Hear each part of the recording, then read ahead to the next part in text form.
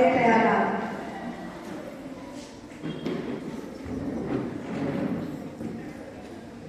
धैर्य म्हणजे फक्त तलवार चालवणं नाही, तर आपल्या भीतीवर विजय मिळवणं. नमस्कार, माझे नाव आहे जिद्वी नितेश शिरोडकर आणि मी आज तुम्हाला एका आईच्या शौर्याची म्हणजेच हिरकणीची गोष्ट सांगणार आहे. तो दिवस होता कोजागिरी पौर्णिमेचा. रायगड किल्ल्याच्या पायथ्यापाशी असलेल्या गावातून बऱ्याच गवळणी दूध विकण्यासाठी रायगड किल्ल्यावर आल्या होत्या. हिरकणी ही एक त्यातलीच गवळण होती. ती तशी नेहमीच दूध विकायला गडावर जायची, पण आज तिच्या तान्हुल्या बाळाकडे घरी कोणच नसल्यामुळे तिला जायचं की नाही हे कळतच नव्हते.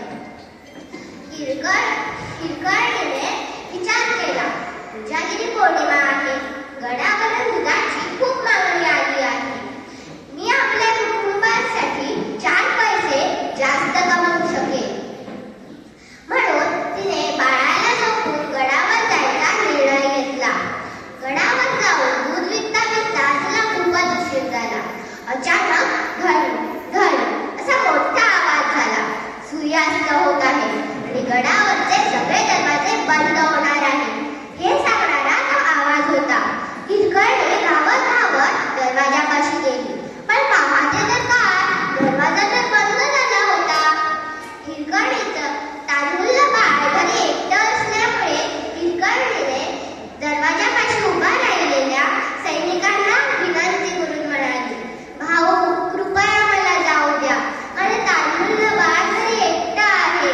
कृपया दरवाजा उघडा. त्या काळचा नियम कठोर असल्यामुळे सैनिकांनी दरवाजा उघडण्यास नकार दिला व रात्रभर इथेच थांबून सकाळी दरवाजे उघडले की जा असे सांगितले.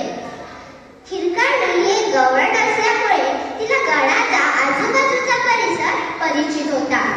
ती एका कड्यापाशी गेली व तिथून तिला एक छोटीशी वाट खाली जाताना दिसली. तिने त्या वाटेतून खाली जायचा निर्णय घेतला. त्या वाटेतून तिला खूप काटे टोचले. रक्त येऊ लागलं. झाडांना कपडे अडकू लागले. पाय ठेवलेला दगड खाली कोसळत होता. हिंसक प्राण्यांचे तिला आवाज येत होते. ती खूप घाबरली, पण तिने जिद्द सोडली नाही. कशी बशी रक्तबंबाळ झालेली हिरकणी आपल्या तान्हुल्या बाळाकडे पोहोचली. पण दुसऱ्या दिवशी जेव्हा ही बातमी शिवाजी महाराजांना समजली, तेव्हा